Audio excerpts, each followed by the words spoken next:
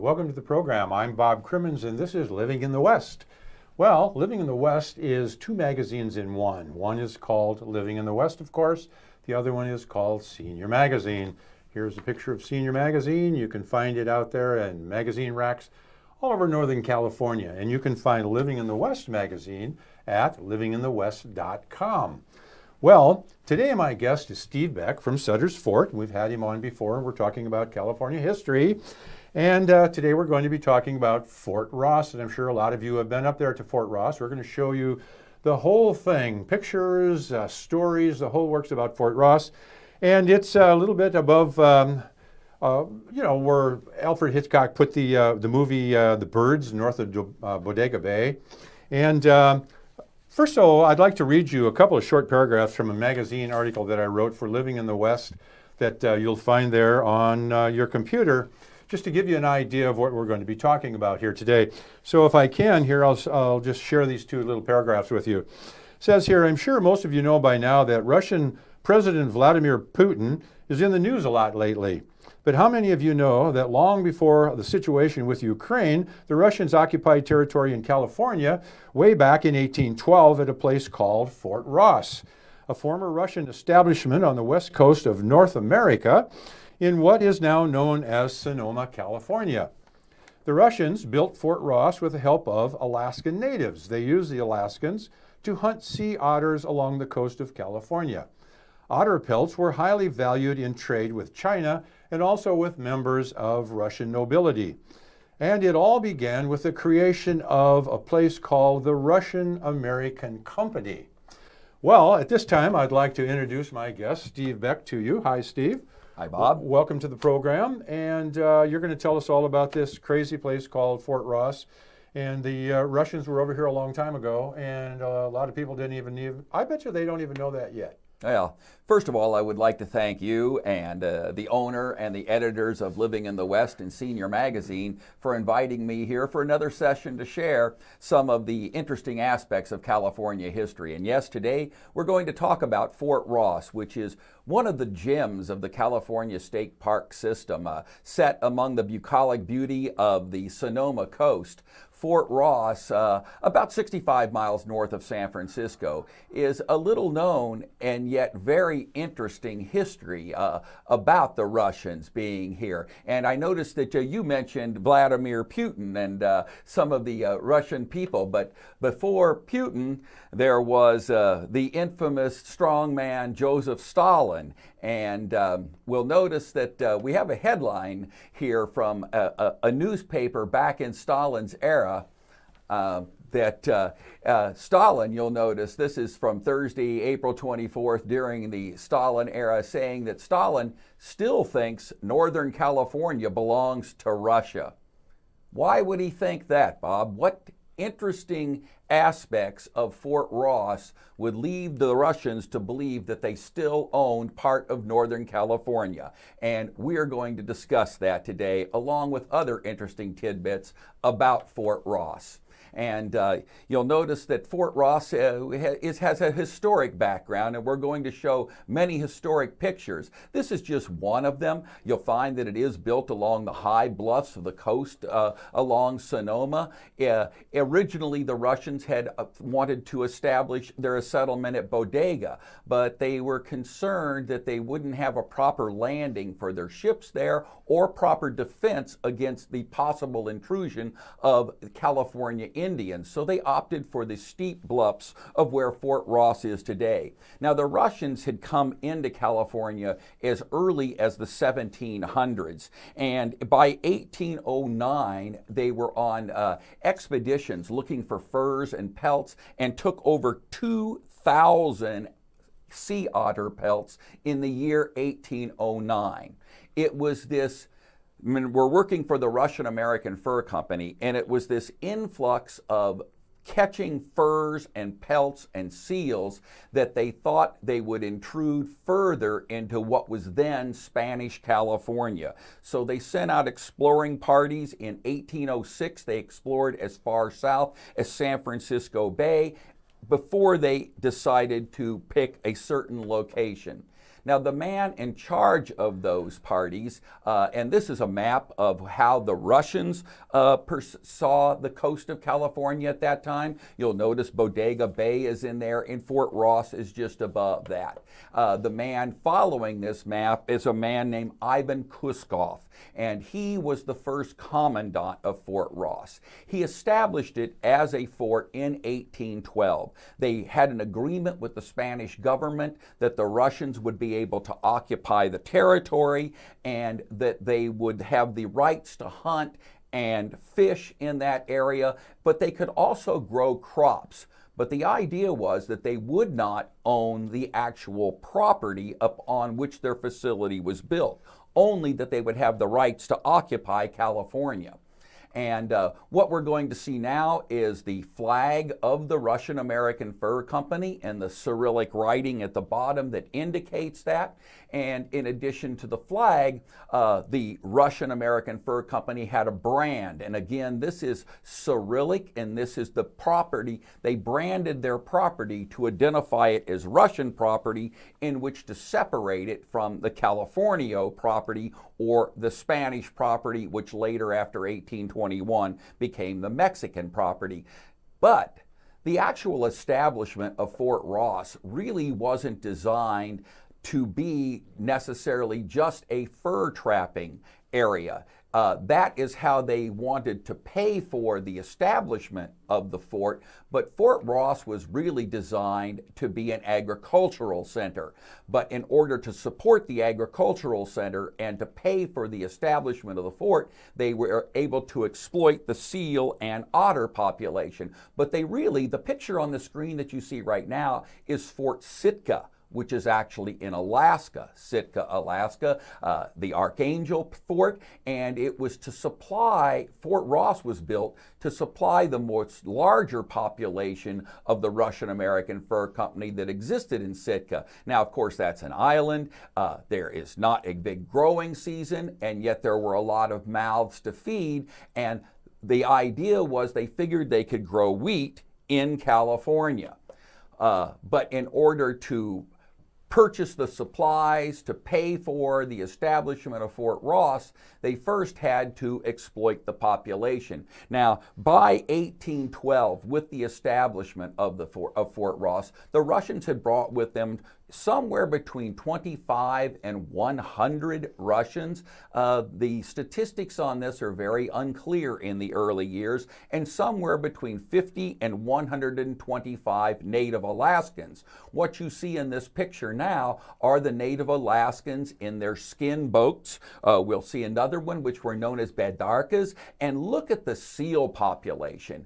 And all of these seal furs had value, as did the fat and the meat that they could get from these seals. So they brought Aleut hunters with them in order to pay for it. Now, this is a picture of the local people that lived in the Fort Ross area. These were California Indians. They're known as the Kashaya. And at first, the Fort Ross establishment felt that they would have trouble with the California Indians, but in the initial stages of the development of Ross, they had good relationships, and they actually incorporated the native people into what they were doing, much as John Sutter had done in the Central Valley or the Sacramento Valley of California, and the Kashaya became a part of the establishment. They came voluntarily in the early days, and they were paid with food, cloth, and were given housing and other things as pay for their labor at Fort Ross. Now, what we're going to find in this next picture is what they were actually hunting. And this is a shot of the native people in the Badarka, or the skin, or this is a reed boat that was actually used by the California Indians, and they're in the quiet waters of the Bodega Bay here. But what they're hunting is this next animal. This is the sea otter, and the sea otter's pelt was incredibly valuable. And while the Russians were able to take large number of seals and sea otter, they were able to support all of the population that was living at Fort Ross. But I said the real reason it was there was agriculture. This is a drawing of Fort Ross and the orchard. And you'll note that the orchard is fenced off so that the wild animals as well as the tame livestock are not able to get there. Later in this story, we're going to find how many trees they actually had at Fort Ross. So they were really in the agricultural business. Orchards and fruit trees were part of that. Another part of that was wheat. This is an example of the threshing of wheat. Now, this just looks like a bunch of horses running around. But what those horses are doing are running across wheat that has been placed there. This is the threshing process, whereby they are separating the wheat heads from the stalk and the chaff from the grain. Eventually, it would be winnowed in order to clean it as well. But what they found over time is that the wheat did not grow particularly well on the coast of California, so they got into the cattle business, which was already the primary industry in Northern California. And these are examples of some of the California cattle that would have been at Fort Ross. But they also raised sheep, primarily for their wool. And while this is a more modern picture, this is the breed of sheep that would have been common along the North Coast that could survive with the long hair and were in Fort Ross. And of course, these sheep were then sheared, wool blankets were made, and many of the native people participated in that. What they found was, though, that it was difficult to grow wheat on the coast in California. And the establishment of Ross was located directly on the coast. And the fog drip and the temperature of the coast inhibited the growth of wheat.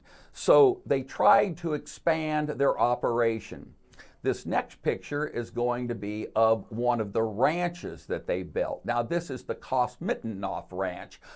He became one of the primary men in the Russian-American Fur Company at Fort Ross, and this was located away from the coast, so that Ross was not just a fort. It became a much larger facility that spread all the way from the fort inland up the Russian River and down as far as Bodega. So the Russians had a firm foothold and a big settlement within Northern California. Now, the man we're going to see here is Alexander Rochev. He becomes the last manager of Fort Ross. Now, Ross had been established in 1812, but as early as the early 1820s, they began to find that they were exploiting the otter and seal population to the point that it was becoming more and more scarce. And while in 1809 they had brought home 2,000 furs from the Northern California region, by the late 1820s they were lucky to find 15 or 20 sea otter. And at the same time that agriculture was thriving in the 1830s, it was barely supplying enough wheat and produce to support Fort Ross, much less supply the much larger settlement of Sitka, Alaska. At this time, the Russians determined that occupying Ross was not profitable anymore. They looked for buyers, and they were still in Mexican California by now. Spain had given up in a revolution in Mexico its rights to California in 1821, and now the Mexican government was in charge. And the man with whom Rochev had to deal about the occupation was this man. His name is Juan Alvarado, and he was the governor of California in 1838 and 1839 when the Russian-American Fur Company and the Russian government first decided upon selling Fort Ross. Now, there were many buyers, including relatives of Alvarado, Amanda Mariano Vallejo, who was the nearest neighbor to the Russians. He had occupied the mission at Sonoma. He offered $7,000, some say $7,500, for all of the livestock. But that's all Vallejo wanted. He didn't want the buildings. He didn't want the tools. He didn't want the wood itself. He didn't want the armory, the cannons, the guns, or any of the implements that had been brought there over that previous 30 years by the Russian government. He only wanted the livestock. But that's not what the Russians wanted to sell. The Russians wanted to sell everything. They had an asking price of $30,000 for the entire facility, and Vallejo was only willing to pay somewhere between $7,000 and $8,000 for all of that. But there was a buyer. The next man you're going to see is Johann Augustus Sutter, or John Sutter. John Sutter in 1839 had built a small settlement in the Sacramento Valley that he had named New Helvetia, or New Switzerland. And Sutter's settlement was struggling. He couldn't get supplies that he needed to build his agricultural empire. And when the Russian government made available the purchase of Fort Ross, Sutter jumped at the chance. He gave a $2,500 down payment to the Russians. He promised to pay the balance of the $30,000 over a 5-year period in produce that he would provide, and with a $10,000 cash balloon payment at the end. This is a debt that haunted Sutter for several years in California into the gold rush. But in the initial stages, the purchase of Fort Ross was a real boon for Sutter. One thing he got were guns for his California Indian Army. He acquired the armory that had been brought to defend Fort Ross. Now, Fort Ross had never been under attack, but when it was built, they didn't know that. They had built a powerful stockade, and they had supplied weapons to all of the soldiers that were there at the time. They had also supplied uniforms. So Sutter, in one purchase, was able to acquire guns and now uniforms for his California Indian soldiers. The guns were French muskets because the Russians had acquired them when Napoleon left Moscow in a big hurry. The uniforms were Russian sailors' outfits. So Sutter had an army made up of California Indians carrying French muskets dressed as Russian sailors. It was truly an eclectic fort. Now, what Sutter also acquired was cannon. This was one of the blockhouses at Fort Ross, or the bastions that defended the walls, and within this bastion were located cannon. This is John Bidwell. Now, he was one of the original pioneers bringing wagons to California in 1841, but he was first sent to Fort Ross by Sutter to disassemble Ross and bring it to what becomes Sutter's Fort. At the time of the purchase, Sutter's Fort was not very much, a couple of mud brick buildings. This is a picture of the cannon, and see all the wood and the glass windows. When Sutter bought Ross, he got his bedroom set. He got guns for his soldiers. He got glass windows. He got steel sides. He got plows. He got everything he needed to make his fort instantly, including, as the picture shows you, the only piece of rolling artillery in California. This is a better picture of it. The original gun that was at Fort Ross is still located at the state park today and can be viewed in the visitor center. A replica of one of those guns is also at Sutter's Fort. I'm going to go through a few pictures of Fort Ross kind of rapidly here, just to give you a flavor of what it was like. So here's another one. You'll notice there is water flowing and all of the outbuildings. Sutter acquired all of these. There is the Russian flag, there's the sheep, there are the pieces of artillery, of which they sold only one to John Sutter. So that gives you a flavor for what Fort Ross looked like through the artistic eye that was available at that time. Now, this is a more picture of the fort as it was being reconstructed in the early 1920s, and you can see that even then the outbuildings are visible. So in one purchase, Sutter is able to acquire everything he needs for his fort. Notice in this picture the windmill up in the corner. They had large grinding stones, a blacksmithing set, a tinsmith. Sutter was able to get all that, and it changed the entire complex of his. Now, I know this is difficult to read, but this is a list of all the goods that Sutter acquired, but among these are 1,700 cattle, 900 sheep, 940 horses, and over 270 fruit trees. just to show you that he got farm machinery, bedroom sets, everything he needed to make his fort came with this purchase. But with it also came debt. Debt that haunted Sutter for a long time. This is a picture of the coast along Fort Ross showing, but Sutter disassembled all of the land and all of the goods that were at Ross as well as what was at Bodega.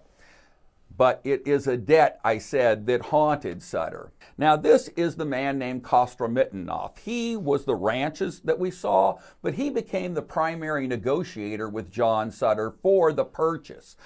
On one occasion, when Kostromytnoff was at Sutter's fort, Sutter was adjudicating a disagreement between a Walla Walla Indian and a man named Grove Cook over the theft of a mule. When Sutter went down to meet Kostromytnoff about the purchase of Fort Ross, the California Indian, or the Walla Walla Indian, ends up dead, and Grove Cook ends up with a knife in his hand. An interesting story that we will get to in another one of these adventures of California history. But the key thing about the purchase is that Sutter, in this one purchase, is able to get all of the implements he needs to make his fort. And in a short period of time, just the period from 1840 to 1845, Sutter's complex grows from a few small buildings, except for the main central building in the middle of this picture, to the large complex that you see in this. The soldiers are wearing Russian uniforms. The soldiers are drilling in Russian, with Russian guns. And the gates, original gates of Sutter's fort, we know were made of redwood. Sutter had simply disassembled Fort Ross. He brought it into the Sacramento Valley, and he was able, with that purchase, to build what becomes Sutter's fort. But remember, with this, there's also a debt that haunts Sutter. This is John Sutter Jr. Now, Sutter had left his family in Switzerland in 1834. He rejoins all of them in 1850. And what happens in those ensuing 16 years that he was absent changes the course of just not California history, but world history, because gold was discovered. But in September of 1848, Sutter was joined by his eldest son, who's in this picture, Johann Augustus Sutter Jr. He went by the name August. And when he arrived in California in September of 1848, gold had been discovered just a few months earlier in January, and he ran into a beehive of activity. The only way to profit off the gold rush was to have capital, or to have cash in hand. There was very little cash in California. And while Sutter had promised to pay the Russian debt over a 5-year period, or actually 4 years, the first year no payment was due, but he was supposed to pay his entire Russian debt by 1846, but by the time of the gold discovery in 1848, he had only paid a portion of that debt.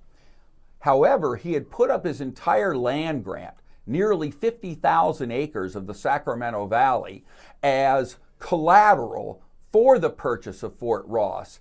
And when Sutter failed to pay, and when the Russians realized that gold had been discovered on what they thought was Sutter's property, they decided to foreclose. They wanted, thinking that if we can foreclose on this, the gold will be ours. Now, gold was never found in New Helvetia, the land grant that Sutter had put up for the collateral, but the Russians didn't know this. And they had taken Sutter to court, and John Jr. felt the need to pay off the Russian debt. In order to do that, he laid out the city of Sacramento and began selling lots. And then he made an arrangement to pay the Russian debt. And this, Bob, is where the story of Fort Ross becomes incredibly interesting and why Joseph Stalin may have felt that the Russians still owned Fort Ross as late as his reign in Russia, because John Jr. arranged to make a payment to an agent provided by the Russian government and the Russian American Fur Company.